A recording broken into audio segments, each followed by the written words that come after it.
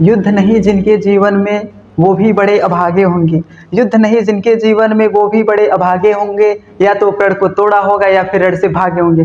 नमस्कार स्टूडेंट्स, मैं जयप्रकाश सरोज आप सभी का हार्दिक स्वागत करता हूं एक डिजिटल इंस्टीट्यूट के इस ऑनलाइन प्लेटफॉर्म पर। प्यारे स्टूडेंट्स, आज हम class 10th UP board exam 2025 English poem dust of snow, ये पहला पोएम हमारा है, चैप्टर का फर्स्ट पोएम है ये डस्ट ऑफ स्नो। तो ये पोएम जो है हमारा बहुत ही छोटा सा है, बट इसका डीप मीनिंग अगर हम जानेंगे तो बहुत ही इंपॉर्टेंट है। तो आइए हम देखते हैं क्या क्या है। बेसिकली इसमें क्या है कि बच्चों, जो पोएट हैं वो एक प्रकार से हमारी ये जो दुनिया है वो पूरे क्या हुआ, जो पूरी दुनिया है अंधविश्वास से भरी पड़ी हुई है, तो उसी अंधविश्वास का पर्दाफाश करने के लिए एक प्रकार से ये पोएम को पढ़ना ज़रूरी है। ठीक है, तो देखते हैं, आइए। यहाँ पर देखिए, यहाँ पर है कि द वे अ क्रो सुक down on me the dust of snow from a hemlock tree. The way a crow मतलब रास्ते में एक कौवा, सुक डाउन ऑन मी, सुक मतलब होता है हिला देता है, और डाउन ऑन मी मतलब कि मेरे ऊपर, क्या dust of snow from a hemlock tree. Hemlock tree मतलब एक पेड़ है, ठीक है, उस पेड़ पे जब एक कौवा बैठता है तो एक व्यक्ति जो है उसके ऊपर, क्या जो पोएट है हमारे, उसके ऊपर बर्फ की कुछ कण, डस्ट ऑफ स्नो मतलब बर्फ के कुछ कण जो हैं वो गिरा देते हैं। ठीक है, तो यही है कि एक हेमलॉक ट्री है जिसपे एक कौवा जो है आके बैठता है जब, तभी वहाँ पर पोएट जो होते हैं उसके नीचे से गुजर रहे होते हैं, तो फिर जो कौवा होता है वो उस डार पे जब बैठता है तो बर्फ की कुछ कड़े उनके ऊपर गिर जाती हैं। ठीक है, तो आगे देखते हैं। Has given my heart a change of mood and save some part of a day I rued. Has given my heart मतलब वो मेरे जो हृदय है वो क्या कर देता है, बदल देता है, परिवर्तित कर देता है, चेंज ऑफ मूड और मेरे दिमाग को, and saved some part of a day I had rued, और मतलब कि जो मेरा जो दिन बचा हुआ था वो बर्बाद होने से वो क्या कर लेता है, बचा लेता है। तो यहाँ पर यही हमारा छोटा सा पोएम था, और इसका डीप मीनिंग यही है, जैसे कि यहाँ पर अगर हम देखें कि इस कविता में जो है एक कौवे को लिया गया है। अगर हम कौवे के बारे में सोचते हैं तो हमें कैसा सोचना, मतलब उनके बारे में नेगेटिव हमेशा थॉट आते रहते हैं। ठीक है, और यही नहीं, और यहाँ पर जो हेमलॉक ट्री है, हेमलॉक ट्री जो है वो कैसा पेड़ है, एक प्रकार से पॉइजनस ट्री है, मतलब जो जहरीला होता है। एक प्रकार से जैसे मदार का पेड़ है, ठीक है, वो भी जहरीला पेड़ होता है, उससे वही। ठीक है, तो यहाँ पर हेमलॉक ट्री ये भी एक पॉइजनस ट्री है, और जो हमारे पोएट हैं वो और भी पेड़ ले सकते थे, सुंदर सुंदर पेड़ है जो ले सकते हैं, बट उनको नहीं लिया, क्योंकि यहाँ पर ये जो है एक प्रकार से पर्दाफाश करने के लिए जो अंधविश्वास है उसको इसलिए यहाँ पर लिया गया है। एक कौवा, यहाँ पर कौवा के बारे में अगर आप लोग सोचोगे तो हमेशा कुछ खराबी आएगा थॉट आप लोगों के मन में। ठीक है, तो यहाँ पर आइए देखते हैं, मतलब ये जो है क्वेश्चन नंबर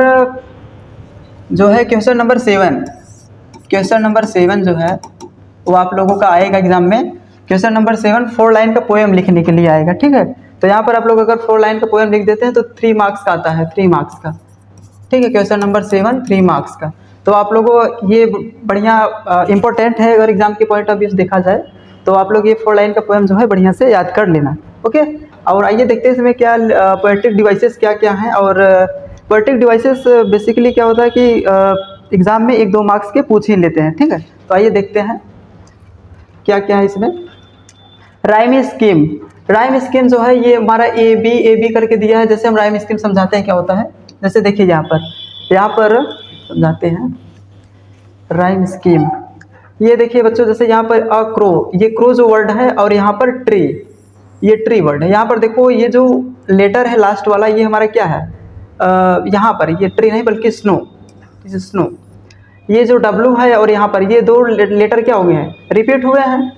जो 2 लेटर हुए रिपीट हुए थे इसे हम मान लेते हैं ए, और इसे भी मान लेते हैं ए, दोनों के ए मान लेते हैं। और यहाँ पर इस वाली लाइन में देखते हैं तो यहाँ पर जो है मी और ये जो है ट्री, तो यहाँ पर देखो ई जो है रिपीट हुआ है एक बार, तो इसे हम मान लेते हैं बी। ठीक है, तो यहाँ पर ये जो हमारा है इसे हम ए मानते हैं, इसे तो हम ए माने हैं, इसे ए माने हैं, और ये जो हमारा है ये बी है, ये बी है। तो यहाँ पर हमारा राइमिंग स्कीम क्या निकल के आया, ए और ये बी, ए बी। ठीक है, और दूसरे वाले पैराग्राफ में देखते हैं यहाँ पर जैसे है कि ये जो हर्ट है, हर्ट एंड पार्ट, इसका 2 लेटर RT ART 3 लेटर्स जो है रिपीट हुआ है। तो इसे हम क्या मान लेते हैं, ए और बी हमने मान लिया है, तो यहाँ पर हम इसको मान लेते हैं सी है। ये हमारा सी है और ये भी हमारा क्या है, सी है। ठीक है बच्चों। और यहाँ पर फिर दूसरी लाइन में देखते हैं, ये जो मूड है और ये रूड है। तो यहाँ पर देखो डी और डी ये भी रिपीट हुआ है। तो यहाँ पर सी तक माने तो इसे हम मान लेते हैं डी मान लेते हैं और इसे भी डी मान लेते हैं। तो यहाँ से हमारा राइमिंग स्कीम निकल के आया है क्या, सी डी और सी डी। तो हमारा टोटल राइमिंग स्कीम क्या बन गया, ए बी सी डी।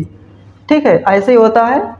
और अगला देखते हैं, यहाँ पर हमारा एलिट्रेशन क्या होता है कि the occurrence of the same letter or sound at the beginning of adjacent or closely connected words।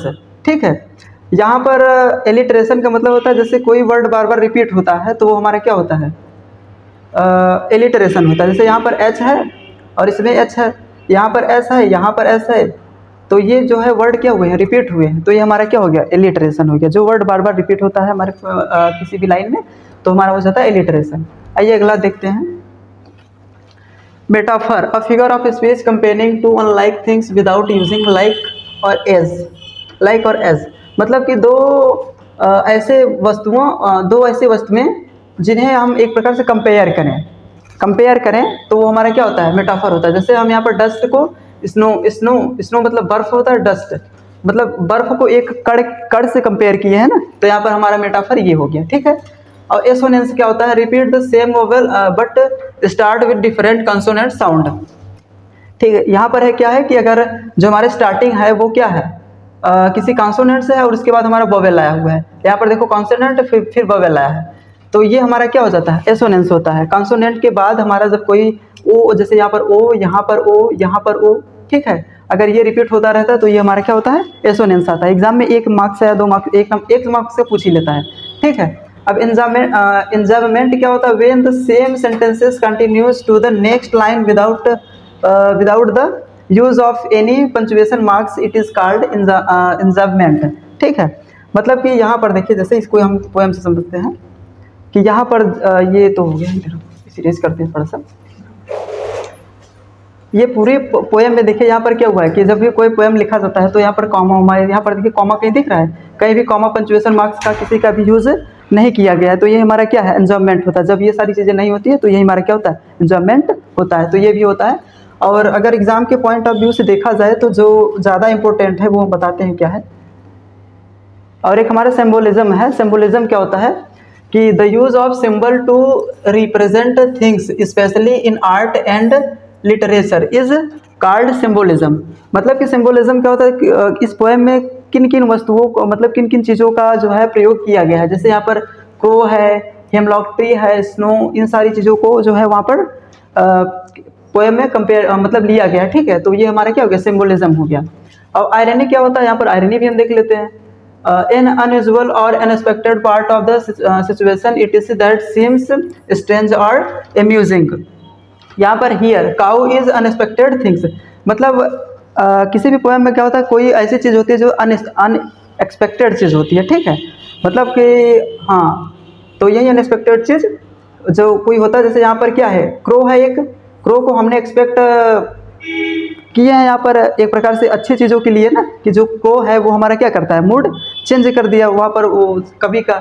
तो यहाँ पर ये आयरनी हमारा हो गया। और एग्ज़ाम के पॉइंट ऑफ व्यू से अगर देखा जाए तो हमारा ये जो है राइमिंग स्कीम जो है बहुत ही इंपॉर्टेंट है, यही पूछता है बहुत ज़्यादातर। ये जो राइमिंग स्कीम है इसे आप लोग ध्यान रखिए। एलिट्रेशन भी है और फिर उसके बाद यहाँ पर एलिट्रेशन के बाद हमारा मेटाफर भी है, मेटाफर, एसोनेंस।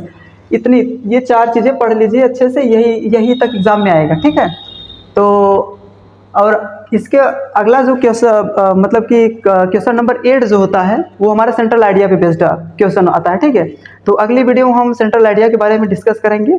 अगर ये वीडियो आप लोगों को अच्छा लगा हो तो वीडियो को लाइक करिएगा और अपने दोस्तों के साथ ज़्यादा से ज़्यादा शेयर करिए। मिलते हैं नेक्स्ट वीडियो में, तब तक के लिए टेक केयर, बाय बाय।